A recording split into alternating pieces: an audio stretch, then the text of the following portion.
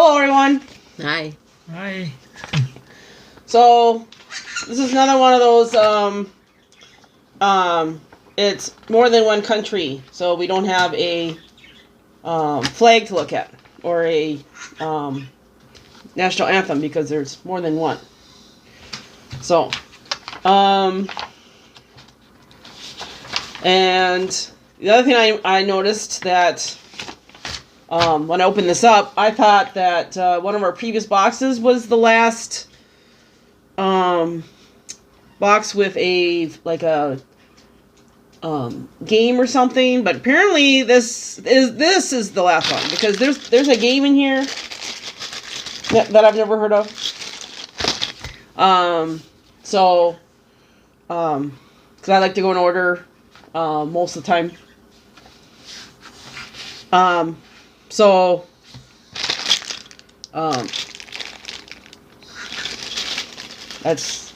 That's the name. That's the name of the game. Never heard of it. I'll have to figure out at some point how to play. So the rest of this, there's a lot of good stuff, and there's one bad thing. So we'll see how this goes.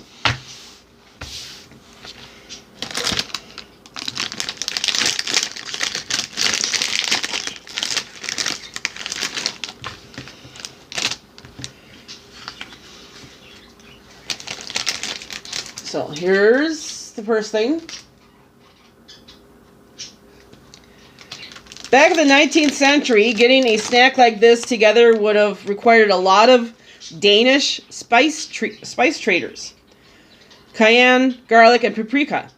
There are a lot of spices in this snack. Because of their extensive travels, Danish spice traders often remained unmarried, earning the nickname peppersvens, or pepper dudes, basically bachelors. Today, this bit of history has spawned a spicy tradition. If a Dane is single on their 25th birthday, their friends will tie them up and coat them with cinnamon. If they're still single on their 30th, they're doused with pepper. We'd probably opt out if we had the choice. Think of the sneezing, unless these uber popular cracker chips were involved.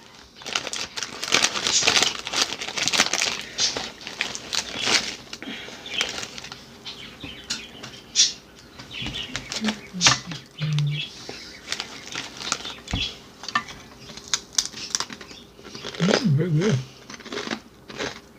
They got a unique shape to them.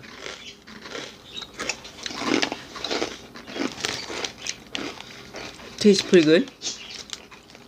You remind me of something, Yeah, it's got that taste. but I don't know what. But it is really good.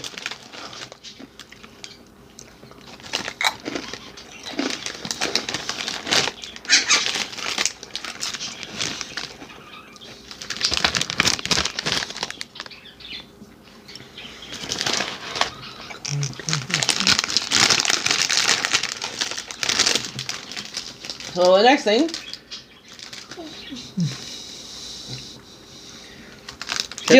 what? That tasted almost like vinegar. Let's see.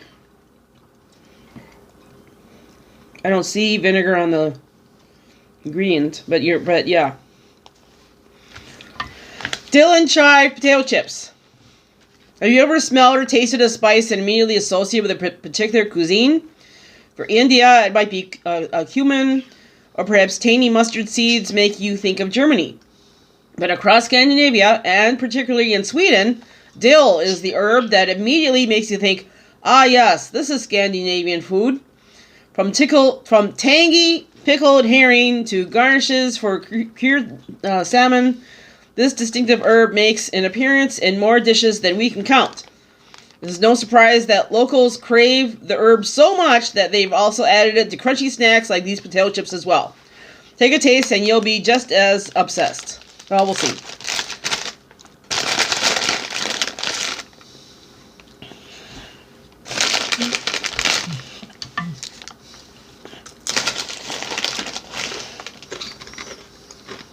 Ruffled potato chip.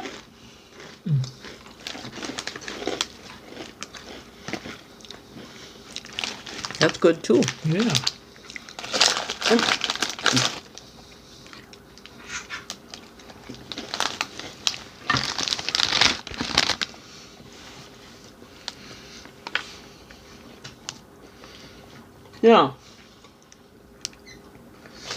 Okay. This is the thing at least two of us are not looking forward to. And the other one's still going, yeah, yeah, it's all mine.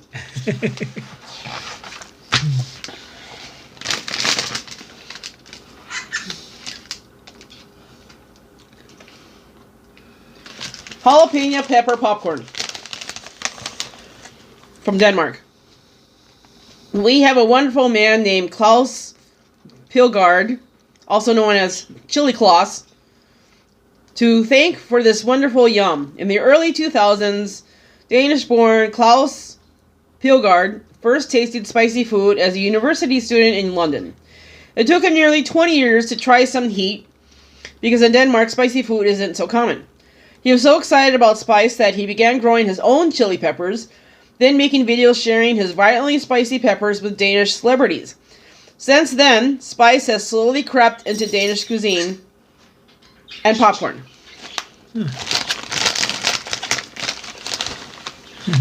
Stump it in our hand. Are you sure? Yes. I was going to have one.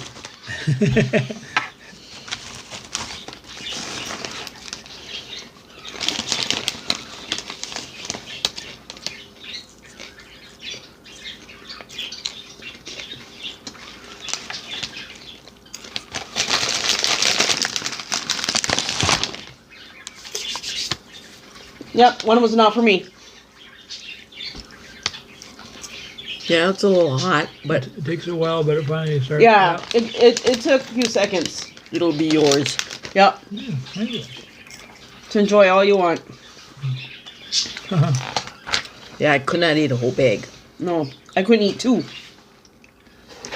Kernels. Let's see. Let's go with the little.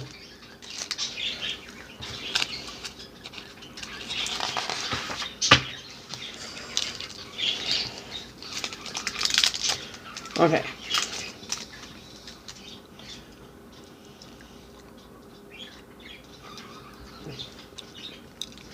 Raspberry-filled dark chocolate bar. Danes love their raspberries. So do I. They love them in Hindbærsnitter.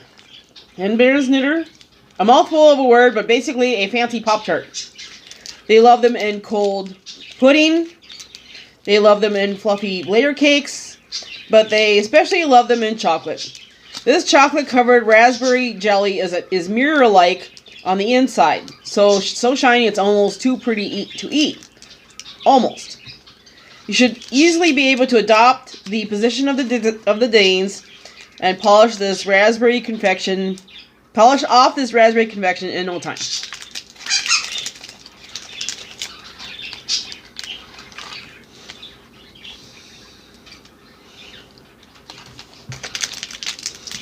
Yeah.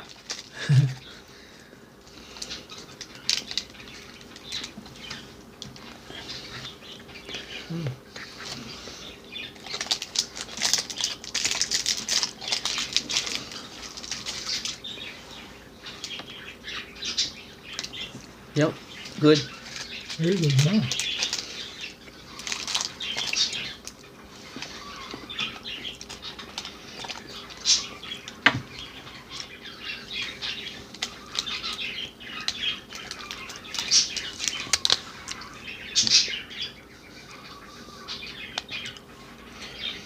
The jelly part is really thick. Yeah.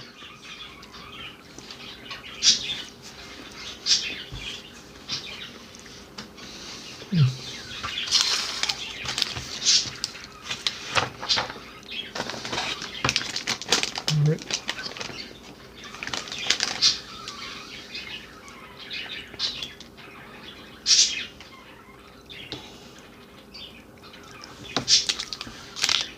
Raspberry gummy skulls. In Sweden, citizens have the right to roam, meaning they can legally walk, hike, swim, And most importantly, pick berries on any land, public or private.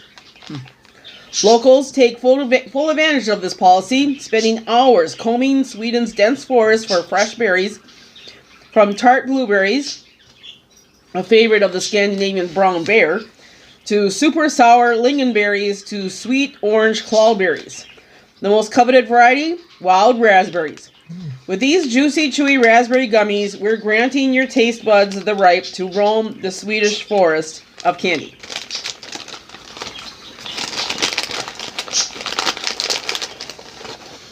They're small. Smaller than I expected.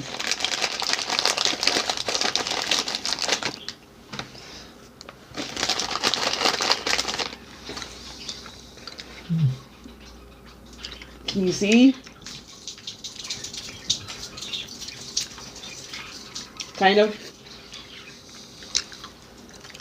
Big taste though. Very chewy. Very chewy. Pretty sour, just like how I like it.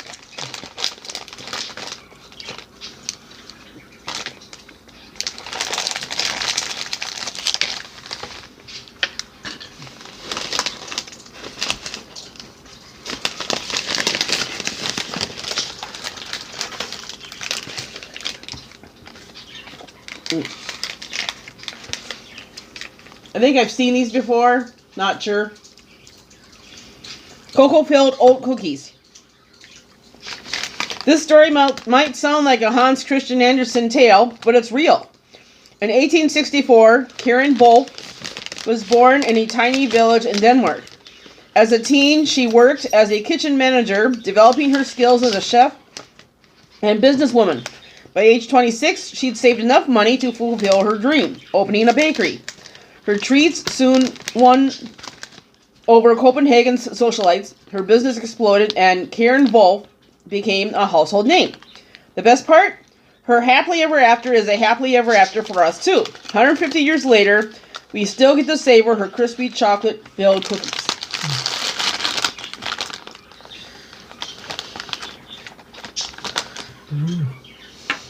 I think it's a sandwich. Yep. Yeah.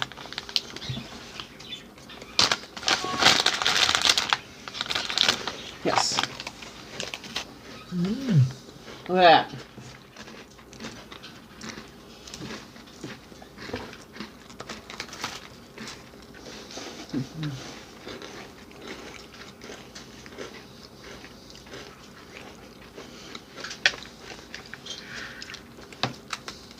Very good. Very, very good, yeah.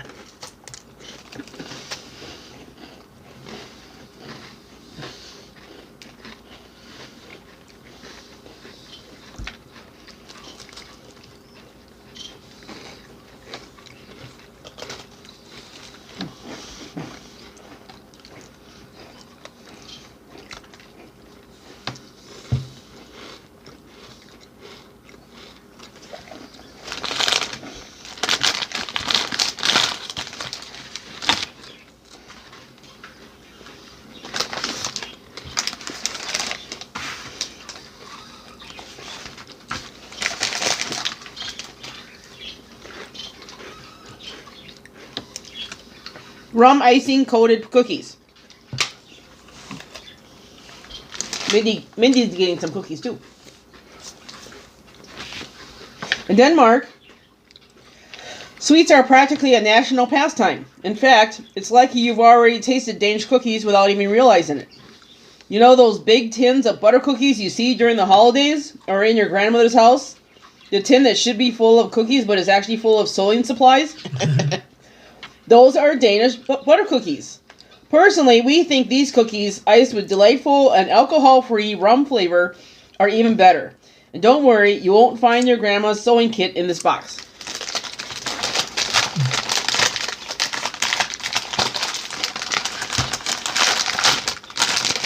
Oh, they're loose.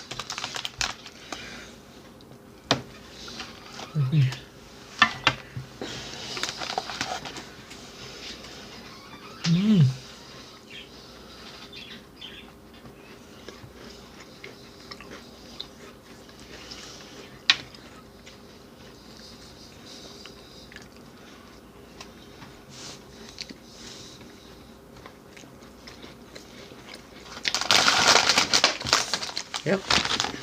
Frosting is good. Okay, we have a yum bag.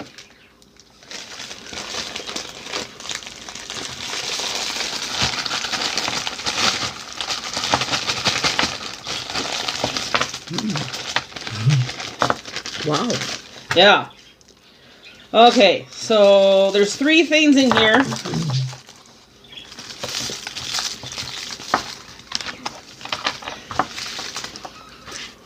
Let's see. Oh. Browned butter truffles. The secret spice that makes all Swedish food delicious. Isn't a spice at all. If you haven't already guessed by the name of this yum, we'll tell you now. It's browned butter. By gently simmering it, the ingredient lightly caramelizes, creating a warm, nutty, decadent flavor that goes amazingly in sauces, in Swedish meatballs, baked into cookies, and transformed into luscious chocolate truffles like this.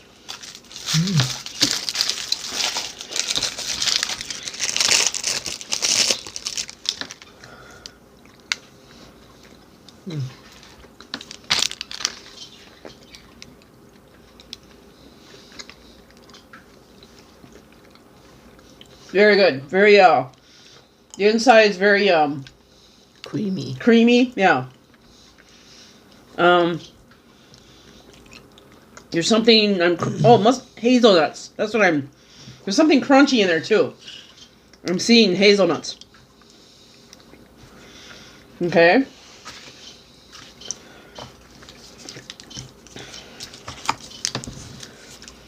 Gingerbread. Gingerbread toffee. Hold on. When it comes to gingerbread, the U.S. and Sweden have a lot in common. Swedish gingerbread, locally known as pepparkakor, I don't know, is a traditional holiday treat considered essential at Christmas parties. And just like in the U.S., the spice cookies are commonly used to construct elaborately delicious gingerbread houses. Tex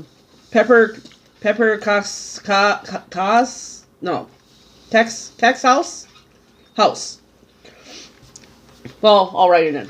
But there is one gingerbread tradition that sets Sweden apart from the U.S. And you're holding it, locally referred to as knack. This chewy toffee is infused with all the festive flavor of pepparkakor. No baking required. Yep. Good. It's a harder chew than I expected. Slightly.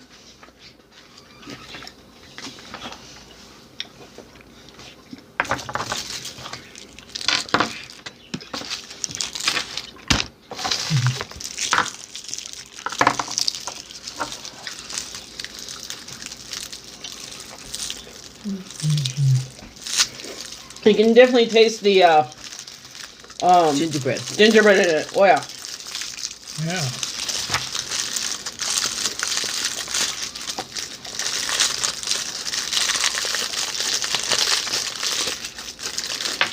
Cookie dough.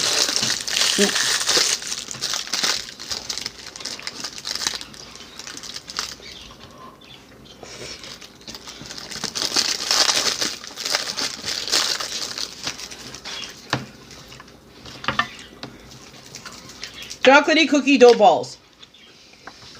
Get this. This is from Sweden, by the way.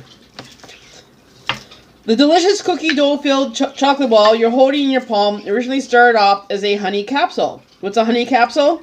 Well, no one knows. Because their founder, Carl Prinzel, quickly realized they were a bust. A true pioneer of the International Day of Failure. Soon after, he began making small plastic packets of hazelnut cream, which eventually turned into hazelnut cream-filled balls, which turned into these cookie dough-filled balls 100 years later. Talk about a sweet success.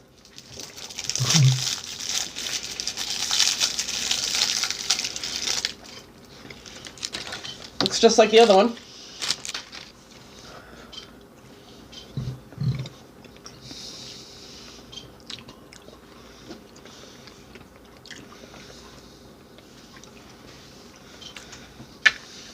It was good. Yeah. But it tastes different from the other one. This one definitely has that,